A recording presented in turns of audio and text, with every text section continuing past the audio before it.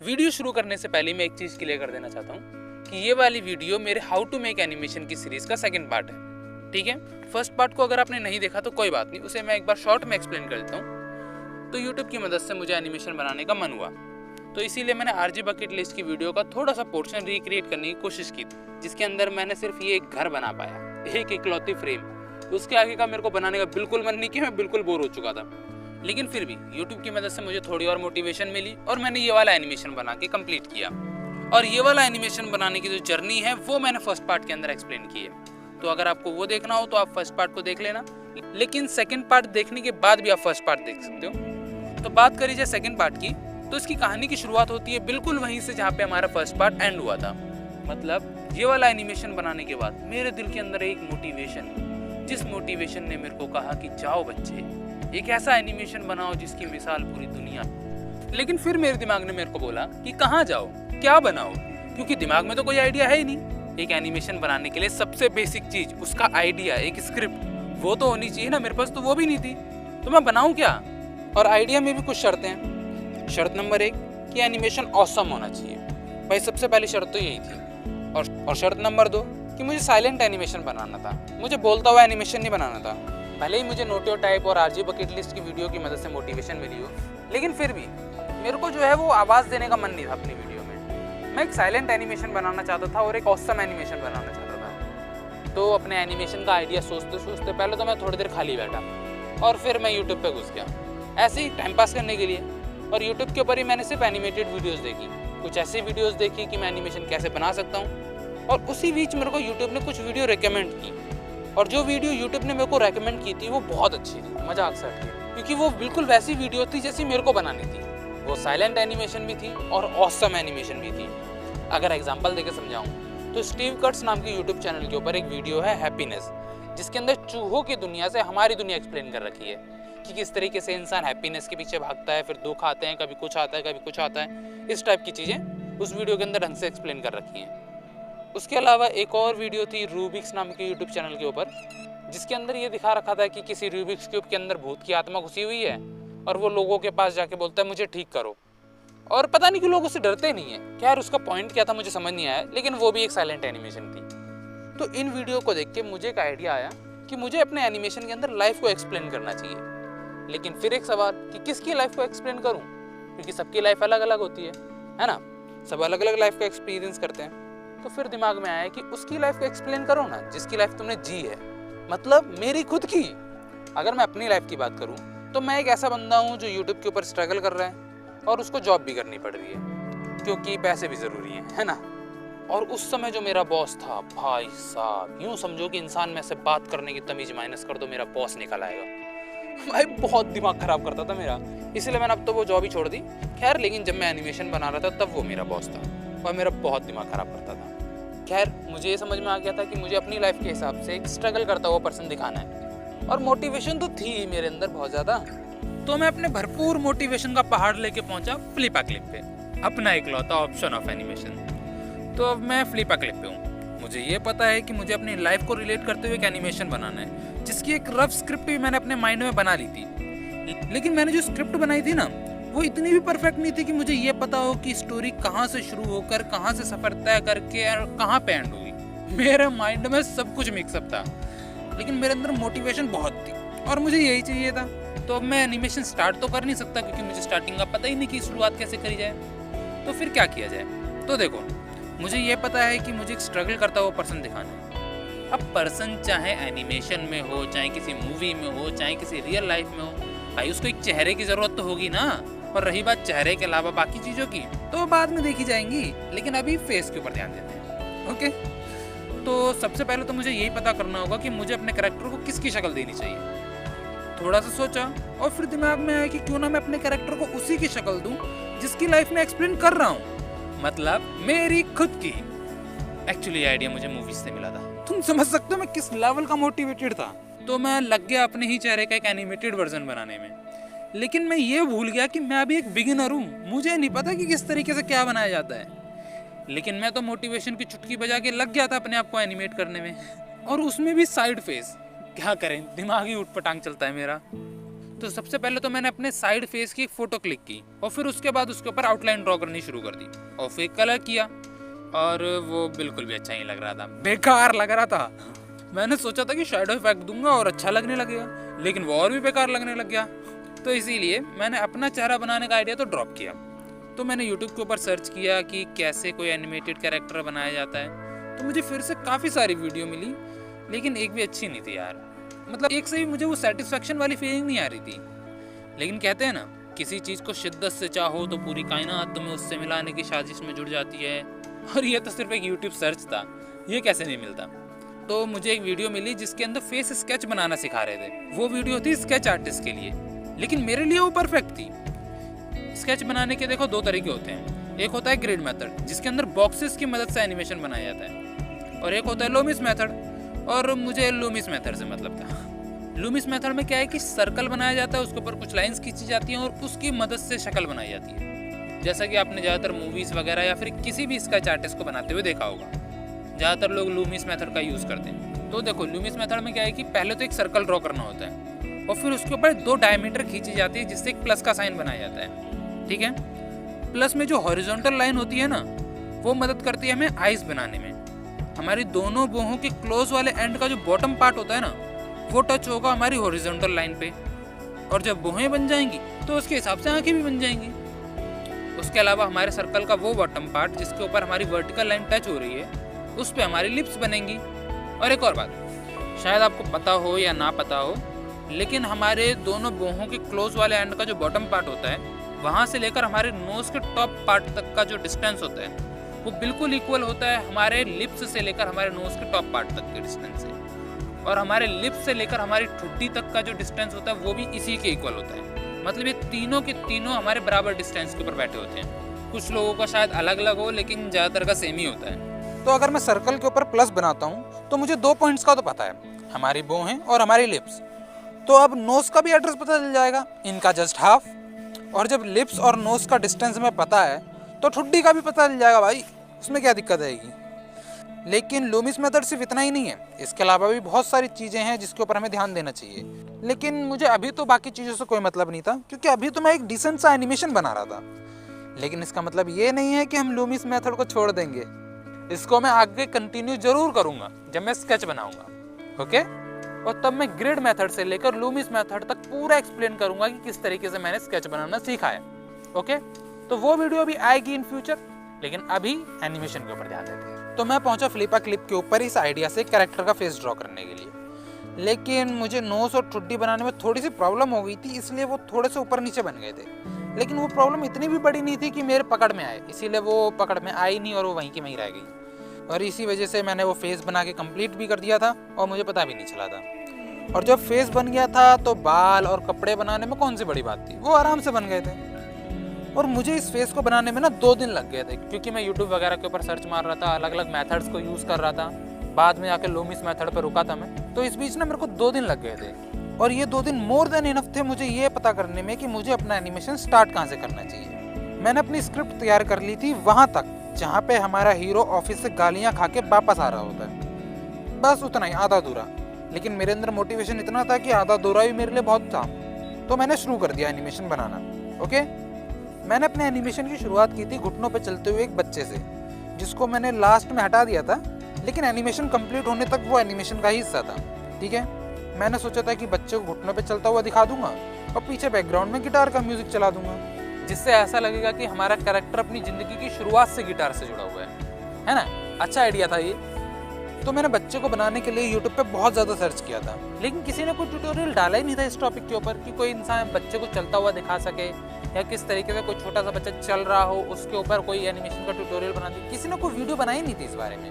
तो इसलिए मैंने बेबी बॉस नाम की एनिमेटेड मूवी से बेबी क्रॉलिंग के इस सीन की मदद से बच्चे को बनाया। तो देखो, मेरा बच्चा ऐसा बना था। हाँ, मैं जानता हूँ काफ़ी ख़राब लग रहा है, और फेस में तो मैंने कुछ डिटेल डाली भी नहीं है। एक्चुअली क्या था, मैंने बहुत ज़्यादा कोशिश की थी इसको सुधारने की, लेकिन सुधारने के बाद भी वो अच्छा नहीं बन पा रहा था, इसलिए मैंने बाद में इसे होल्ड पे रख दिया था। खैर, मैंने बच्चा तो बना दिया, लेकिन अब बारी थी इसको चलाने की। तो देखो, अगर हमें एक नॉर्मल चलता हुआ पर्सन बनाना होता है तो उसको अच्छा बनाने के लिए काफ़ी सारी चीज़ों के ऊपर ध्यान रखना पड़ता है। जैसे जब हम चलते हैं तो हमारा लेफ्ट पैर जब आगे होता है तो हमारा लेफ्ट हैंड पीछे होता है, और जब हमारा राइट पैर आगे होता है तो हमारा राइट हैंड पीछे होता है, मतलब अपोजिट कनेक्टेड होते हैं हमारे हाथ पैर। हमारे लेफ्ट पैर के साथ हमारा राइट हैंड जुड़ा हुआ होता है और राइट पैर के साथ हमारा लेफ्ट हैंड जुड़ा हुआ होता है। जब हमारा राइट पैर आगे जाएगा तब हमारा लेफ्ट हैंड आगे जाएगा, और जब हमारा लेफ्ट पैर आगे जाएगा तो हमारा राइट हैंड आगे जाएगा। ये कुछ ऐसा ही होता है हमारे बॉडी के अंदर। और जब हम चलते हैं तो हमारी हाइट भी कम ज़्यादा होती रहती है।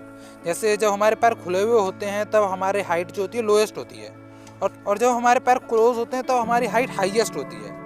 मतलब जितने हमारे पैर खुले हुए होंगे हमारी हाइट उतनी ही कम होगी। तो हम अगर एनिमेशन में इसको दिखाना चाहें तो इसे मैक्सिमम 2 हाइट में काफ़ी अच्छी तरह दिखा सकते हैं, एक लोएस्ट एक हाईएस्ट। तो मैंने यही फॉर्मूला यूज़ किया बच्चे को चलाने के लिए, और कुछ ऐसा बना। हाँ माना थोड़ा सा ख़राब लग रहा है, लेकिन बहुत कोशिशें की थी यार इसको सुधारने के लिए, लेकिन ठीक से बन ही नहीं रहा था। काफ़ी ज़्यादा टाइम इसमें बर्बाद होने के बाद मैंने सोचा कि एक काम करता हूँ, पहले आगे का शुरू कर देता हूँ, और जब मुझे समझ में आ जाएगा कि बच्चों को कैसे बनाना होता है, इसे एनिमेट कैसे करते हैं, मैं तब बना लूँगा, है ना। हालांकि मुझे ऐसे अच्छा बनाने का आइडिया कभी आया ही नहीं, बल्कि डिलीट करने का और आ गया। खैर, इस बच्चे को चलता हुआ दिखाने के बाद बारी आई एक टीनेजर को बनाने की, जिसको मैंने किसी यूट्यूब वीडियो की मदद से बनाया था, और फिर अडल्ट वर्जन वाली फ्रेम को बनाया, जिसको हमने पहले ही बना के रख लिया था। इसमें सिर्फ 3 फ्रेम्स की ज़रूरत पड़ी, और मैंने इसका फ्रेम पर सेकेंड FPS रखे 4। कुछ लोग बोलते हैं कि बेस्ट एनिमेशन बनाने के लिए 12-13 फ्रेम पर सेकेंड की ज़रूरत पड़ती है, लेकिन ज़्यादातर लोग और मेरा खुद का ओपिनियन ये कहता है कि फ्रेम्स हमारे एनिमेशन के ऊपर डिपेंड करती है। हमारा एनिमेशन कैसा बना है ये हमें पता है, और उसके ऊपर कितनी स्पीड अच्छी लगेगी ये भी हमें ही पता होता है। इसलिए जब मैंने 12 FPS पे अपना एनिमेशन ट्राई किया था ना, तो बहुत ज़्यादा बेकार लग रहा था। ऐसा लग रहा था बहुत स्पीड में भाग रहा है, इसीलिए मैंने उसे 4 पे रखा, क्योंकि मेरे एनिमेशन की इस क्लिप ने इसी FPS की डिमांड की थी। अब अगली फ्रेम में मेरा कैरेक्टर चलकर अपने बाथरूम में जाता हुआ दिखाई देता है, इसलिए मुझे सबसे पहले तो एक साइड फेस बनाने की जरूरत पड़ी, जो मैंने लूमिस मेथड की मदद से ही बनाया। पहले कुछ ऐसा बना, फिर फिनिशिंग देने के बाद वो कुछ ऐसा हो गया।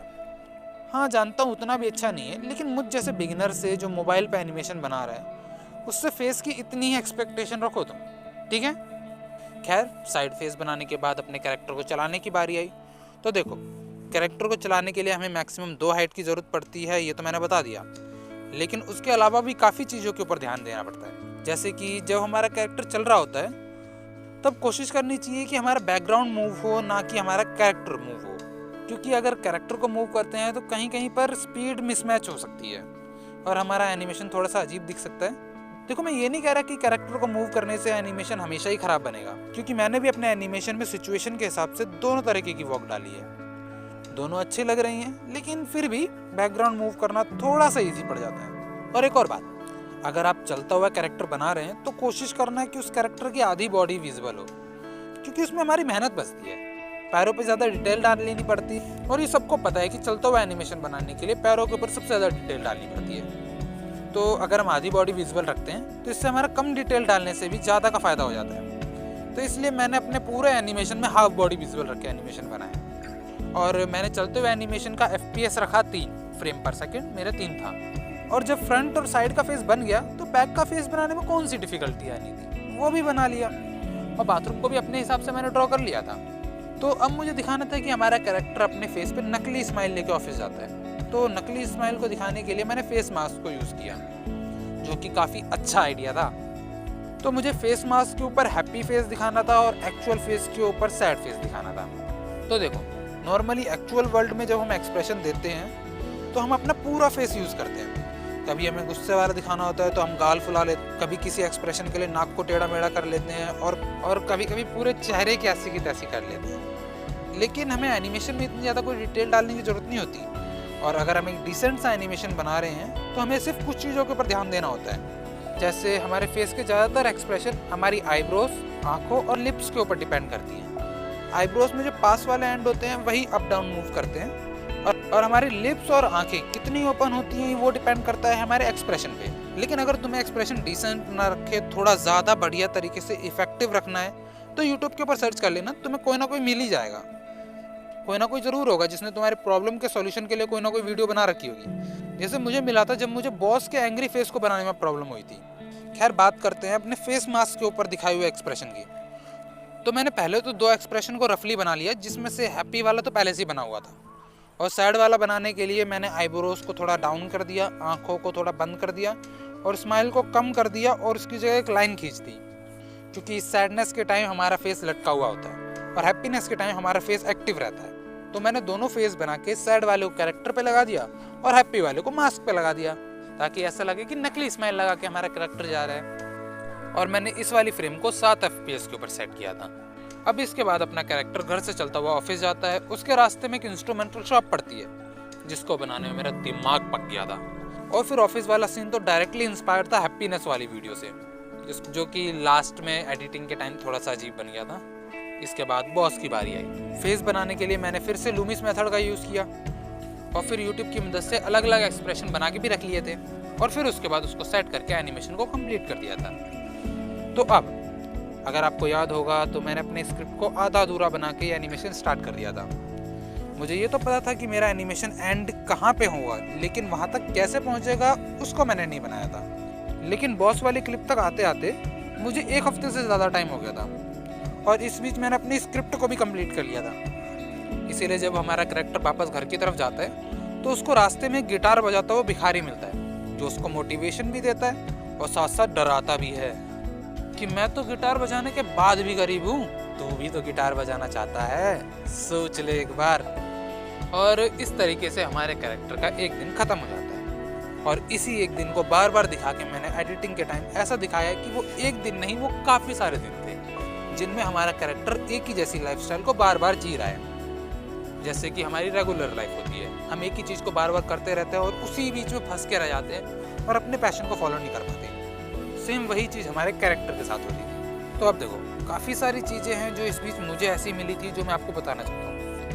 पहली बात तो ये कि मैंने हर एक अलग इवेंट को दिखाने के लिए उसे एक अलग शीट के ऊपर ड्रॉ किया था, क्योंकि अगर मैं सब कुछ एक ही शीट के ऊपर ड्रॉ करता ना तो मुझे काफ़ी सारी लिमिटेशंस का सामना करना पड़ता। जैसे कि एक शीट के ऊपर हम सिर्फ एक ही FPS को सेट कर सकते हैं और मुझे अलग अलग इवेंट्स के लिए अलग अलग FPS चाहिए थे।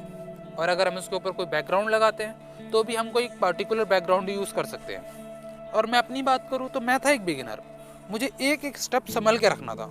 और वैसे भी एक ही शीट के ऊपर सब कुछ ड्रॉ करता ना तो सब कुछ मिक्सअप हो जाता और मेरे दिमाग की दही हो जाती और फ्लिपा क्लिप के ऊपर भी इतना प्रेशर पड़ता है कि वो खुद भी हैंग हो जाता। इसीलिए मैंने हर एक अलग इवेंट को दिखाने के लिए अलग अलग शीट का यूज़ किया। इसके अलावा एक बहुत इंपॉर्टेंट चीज़, अगर आप एनिमेशन बना रहे हैं तो एक बात ज़रूर याद रखना कि एनिमेशन एक टाइम कंज्यूमिंग प्रोसेस है। कभी कभी हमें एक ही फ्रेम को बनाने के लिए 2-3 दिन लग जाते हैं। जैसे मैं रेडियो ऑफ करने वाला एनिमेशन बना रहा था तो मुझे रेडियो और हाथ दोनों को बनाने के लिए 1-2 दिन लगे थे। और उसके अलावा भी काफ़ी सारी ऐसी फ्रेम्स थी जिसको बनाने में मुझे बहुत ज़्यादा टाइम लगा था। जैसे बॉस वाले इवेंट को बनाने के लिए मुझे उसके अंदर भी काफ़ी ज़्यादा टाइम लगा था, क्योंकि मुझे यूट्यूब के ऊपर सर्च करना था, अलग अलग वीडियोस को देखना था, फिर किसी एक वीडियो को चूज़ करना था, उसके हिसाब से बनाना था, और वो भी मोबाइल के ऊपर। और इसके अलावा अगर आपने नोटिस किया हो तो जब हमारा कैरेक्टर मुड़ता है तो मुड़ते समय उसका जो फेस है थोड़ा अजीब सा हो जाता है, जिसको मैंने ठीक करने की बहुत ज़्यादा कोशिश की थी। शुरुआत से लेकर आखिर तक उसको ठीक करने की बहुत कोशिश की थी। कभी कभी तो पूरे दिन चले जाते थे लेकिन वो ठीक नहीं होता था। इसीलिए मैंने लास्ट में एडिटिंग के टाइम क्या किया था, थोड़ी स्पीड को बढ़ा दिया था ताकि वो छुप जाए, लेकिन वो उतना भी नहीं छुपा था, तो वो वैसा का वैसे ही रह गया। तो अगर आप एनिमेशन बना रहे हैं तो एक बात का जरूर याद रखना, अपने साथ थोड़ा टाइम लेकर आना। और जब मैं एनिमेशन बना रहा था तब तो मेरे को बहुत टाइम था, तो मैं खुले दिल से बना रहा था। एक दिन को कंप्लीट करने के बाद मेरा आधे से ज़्यादा काम हो गया था। इस बात का मुझे उस समय तो अंदाज़ा नहीं था, लेकिन मेरा आधे से ज़्यादा काम हो चुका था, क्योंकि मैक्सिमम मेरी डिफ़िकल्टी पहले वाले दिन को बनाने में ही आनी थी। तो अब मुझे सिर्फ कुछ चीज़ें और जोड़नी थी, जैसे कि एक लैपटॉप और एक यूट्यूब वीडियो को दिखाना था। और यूट्यूब पे वीडियो देखने के बाद जब हमारा कैरेक्टर अपने बॉस के पास जाता है तो बॉस के एक्सप्रेशन और बाकी की और कुछ चीज़ें जिसमें छोटी छोटी चीज़ों को ध्यान में रख के मैं एनिमेशन बना रहा था। और अगर मुझे कहीं ज़रूरत पड़ रही थी कि मुझे अपने स्क्रिप्ट में कुछ चेंजेस करना है तो उस हिसाब से मैं स्क्रिप्ट में भी चेंजेस कर रहा था। जैसे जब मुझे ये दिखाना था कि हमारे कैरेक्टर के पास सक्सेस चलती हुई आ रही है, तब मैं वहाँ पे एक आदमी दिखाने वाला था, लेकिन बाद में मैंने एक हाथ बनाया जिसके ऊपर सक्सेस लिख दिया था, जो कि ठीक ठाक ही आइडिया था। और जब मुझे अपने कैरेक्टर की गरीबी दिखानी थी तो मैं वहाँ पे अपने कैरेक्टर के माँ बाप को लगाने वाला था, जो कि गरीब हो चुके होंगे, लेकिन वो मुझे ज़्यादा अच्छा नहीं लगा, इसीलिए मैंने उसे हटा के खुद कैरेक्टर को गरीब दिखाया, और वो काफ़ी ज़्यादा सही भी था, है ना।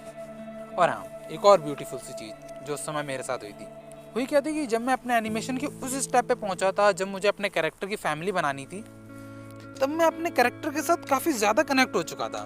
मुझे ऐसा लग रहा था कि मैं जिस कैरेक्टर को शुरू से बना रहा हूँ वो मेरा बेटा है। मतलब थोड़ा अजीब सा होगा, लेकिन मुझे फील सा हो रहा था। और मुझे ये भी लग रहा था कि ये मेरी एक फिक्शनल फैमिली की तरह है। ठीक है, मुझे कुछ अजीब सा लग रहा था। मैं भी बोल रहा हूँ ये क्या हो रहा है।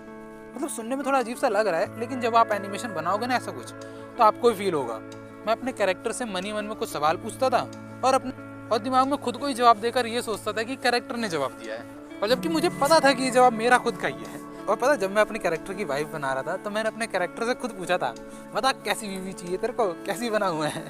मैं उस पूरी फैमिली से बातचीत कर रहा था। इसीलिए तो मैंने अपने स्क्रिप्ट में भी काफ़ी ज़्यादा चेंजेस किए थे कि जैसे हमारा कैरेक्टर अपने सपने में एक सैड फेस लेके मरता है, वैसे ही एक हैप्पी फेस लेके वो रियल लाइफ में मरे। लेकिन मैंने उसे रिप्लेस कर दिया था और रियल लाइफ में उसे मारने की जगह उसके बच्चे को वही वाला मास्क लगाते हुए दिखाया था, जो कि काफ़ी ज़्यादा अच्छा स्टेप भी था। और उसके पीछे के रीज़न थे इमोशंस। थोड़ा अजीब लगेगा आपको सुनने में, लेकिन शायद जो लोग एनिमेशन बनाते होंगे उनको शायद ये बातचीत समझ में आती होगी। और शायद मैं पहली बार बना रहा था इसलिए मेरे साथ हुआ होगा कुछ ऐसा। और पता है, इसी कनेक्शन की वजह से मैंने अपने एनिमेशन के डिस्क्रिप्शन में अपने कैरेक्टर्स को नाम भी दिया था। और पता है, मैंने नाम ढूंढने में भी काफ़ी ज़्यादा दिन लगा दिए थे। खैर, मैंने फ्लिपा क्लिप के ऊपर जितना भी एनिमेशन बनाना था उसको तो बना के कंप्लीट कर लिया था।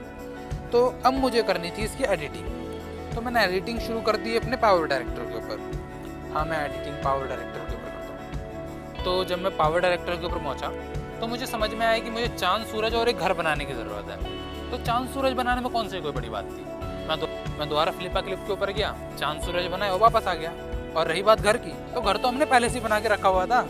याद है, आरजी बकेट लिस्ट की वीडियो को रिक्रिएट करते समय मैंने सिर्फ एक घर बनाया था। उसके अंदर से मैंने पेड़ को रिमूव किया और एनिमेशन को बना दिया। उसके अंदर से मुझे सिर्फ पेड़ को रिमूव करना था, जो कि वैसे ही बेकार लग रहा था। और जैसे ही मैंने पेड़ को रिमूव किया, हमारा घर बन के रेडी हो गया। पता है, शुरू में मुझे लगा था कि एडिटिंग सबसे ईजी पार्ट होगा हमारे एनिमेशन का, लेकिन एडिटिंग करते समय मेरे दिमाग की जो दही हुई थी ना, क्या ही बताऊं। समझ ही नहीं आ रहा था क्या करूं, कैसे करूं, कहां से करूं। मतलब दिमाग ही खराब हो गया था मेरा, क्योंकि पहले मैं अपना एनिमेशन फ्लिपा क्लिप पे ही कंप्लीट करने वाला था। मैंने सोचा था कि फ्लिपा क्लिप के ऊपर अलग अलग क्लिप्स ड्रॉ कर लूंगा और उन बिखरी हुई क्लिप्स को पावर डायरेक्टर के ऊपर एक के बाद एक लगा दूंगा और हमारा एनिमेशन बनकर तैयार हो जाएगा। लेकिन उस तरीके से जब मैंने एनिमेशन बनाया था ना, वो बहुत ज़्यादा बेकार लग रहा था। तुम खुद ही देख लो यार, एडिटिंग के बिफोर एंड आफ्टर वाली क्लिप को एक साथ।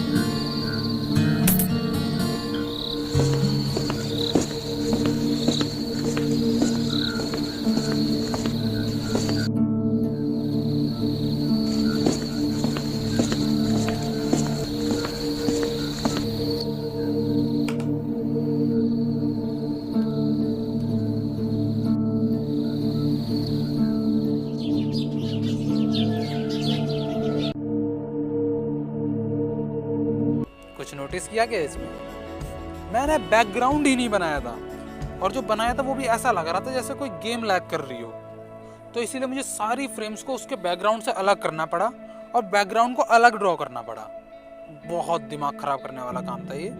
लेकिन एक फ्रेम जो काफ़ी ज़्यादा कोशिशों के बाद भी ठीक नहीं हो पाई, वो ये थी। खैर, मैं शुरू में एक ब्लैक एंड वाइट एनिमेशन बना के कंप्लीट करने वाला था, बिल्कुल ऐसा।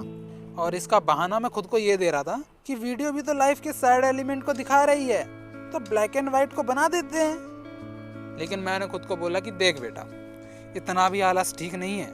इतना एनिमेशन बनाने में 1 महीना वेस्ट किया है ना, तो कुछ दिन और कर ले, क्या जा रहा है। हमें एनिमेशन परफेक्ट बनाना है, एक अच्छा सा एनिमेशन जिसको देख के लोग बोले कि हाँ भैया ये होता है एनिमेशन। और वैसे भी मैं अपने कैरेक्टर के साथ इतना कनेक्ट तो हो ही गया था कि मेरे को उसको परफेक्ट ही दिखाना था। तो इसीलिए मैंने अपने एनिमेशन के अंदर कलर करना शुरू कर दिया था। और पता है, ऐसा लग रहा था जैसे मैं एनिमेशन रीस्टार्ट कर रहा हूँ, क्योंकि मुझे हर एक फ्रेम के हर एक एलिमेंट के ऊपर कलर करना था भाई। और फिर से मेरा सबसे ज़्यादा दिमाग ख़राब किया इस एक फ्रेम ने। खैर, काफ़ी सारी चीज़ें ऐसी भी थी जो मुझे कलर करने के बाद समझ में आया कि ये भी डालनी ज़रूरी है। जैसे काफ़ी सारे बैकग्राउंड जो पहले मैंने नहीं बनाए थे, और उसके अलावा आसमान। भैया आसमान है, बादल वगैरह होंगे और भी चीज़ें होंगी, वो भी बनानी। और बादल बनाते समय जो दिमाग अलग ख़राब हुआ है भाई साहब, क्योंकि बादल बनाने में मेरे को फ्लिपा क्लिप और पावर डायरेक्टर दोनों को बार बार यूज़ करना पड़ रहा था। और पावर डायरेक्टर के ऊपर इतना प्रेशर डालना पड़ा था मुझे कि पावर डायरेक्टर ने कई बार तो काम करना ही बंद कर दिया था। और इसी वजह से मुझे एडिटिंग के टाइम में बहुत ज़्यादा टाइम वेस्ट करना पड़ा था। और कितनी बार तो मैंने अपना मोबाइल रीस्टार्ट किया था। मुझे तो ये भी डर लग रहा था कहीं एनिमेशन के चक्कर में मेरा मोबाइल ही ख़राब ना हो जाए। लेकिन जो भी है, मैंने जैसे तैसे करके अपने कैरेक्टर से बातें कर करके कलर को कंप्लीट किया। और मैंने कलर्स में बिल्कुल लाइट कलर्स यूज़ नहीं किए थे, क्योंकि ज़्यादा लाइट कलर्स यूज़ करने से कलर्स आँखों में चुभने लगते हैं और देखने में भी अच्छा नहीं लगता। इसीलिए तो ज़्यादा चमकीले कपड़े पहनने वालों को लोग छपरी कहना शुरू कर देते हैं। तो मैंने अपने एनिमेशन में जो कलर्स यूज़ किए थे वो बिल्कुल लाइट से थोड़े से डार्क थे, ताकि एनिमेशन के जो कलर्स दिख रहे हैं वो दिखने में अच्छे लगे और वो आंखों में तो बिल्कुल भी ना चुभे। और इसके अलावा एक और बात, जैसा कि मैंने बताया था कि मैंने अपने एनिमेशन को अच्छा बनाने के लिए बैकग्राउंड और कैरेक्टर दोनों को अलग अलग बनाया था। और सिर्फ यही दोनों नहीं, हर वो चीज़ जो अलग बन सकती थी उसको अलग ही बनाया था, ताकि एनिमेशन जितना हो सके उतना स्मूथ लगे। और जब मैंने सबको अलग अलग बना लिया था तो मुझे इन सबको जोड़ना भी तो था, है ना। तो इसके लिए मैंने यूज़ किया था ग्रीन स्क्रीन को। लेकिन अब ये सवाल आता है कि ग्रीन स्क्रीन क्या होती है भाई। तो देखो, ग्रीन स्क्रीन का फंडा बिल्कुल सिंपल है। जब हमें किसी भी वीडियो में किसी भी कैरेक्टर या ऑब्जेक्ट के आगे या पीछे कोई ऑब्जेक्ट, पर्सन या कोई भी चीज़ लगानी होती है और वो चीज़ अभी हमारे पास अवेलेबल नहीं होती, तो हम ग्रीन स्क्रीन का यूज़ करते हैं ताकि वो चीज़ या बैकग्राउंड हम बाद में ऐड कर सकें। और यहाँ पे एक और चीज़ है, ज़रूरी नहीं है कि हम यहाँ पे सिर्फ ग्रीन कलर का यूज़ करें, हम यहाँ पे कोई भी कलर का यूज़ कर सकते हैं। हमें सिर्फ वीडियो को लेयर्स वाले फीचर्स में ओपन करना है और जो कलर रिमूव करना है उसको चूज़ करना है। अपने आप पूरी वीडियो में वो कलर जहाँ भी होगा वो गायब हो जाएगा। तो अब यहाँ पे ध्यान देने वाली एक और बात है कि जो कलर हमें गायब करना है वो कलर आपकी उन चीज़ों में नहीं होना चाहिए जो आपको रखनी है ना, वरना वो चीज़ें भी गायब हो जाएंगी। और आपके साथ कुछ ऐसा हो सकता है जैसा ही न्यूज़ एंकर वाली मोहतरमा के साथ हो रहा है, जो ग्रीन स्क्रीन के आगे ग्रीन कपड़े पहन के न्यूज़ दे रही हैं। खैर, बात करी जाए अपनी, तो मैंने अपने एनिमेशन में सिचुएशन के हिसाब से बैकग्राउंड का कलर रखा था ताकि कुछ भी मिक्सअप ना हो जाए। और ऐसा करते करते मैंने अपने एनिमेशन की एडिटिंग को भी कंप्लीट कर लिया था।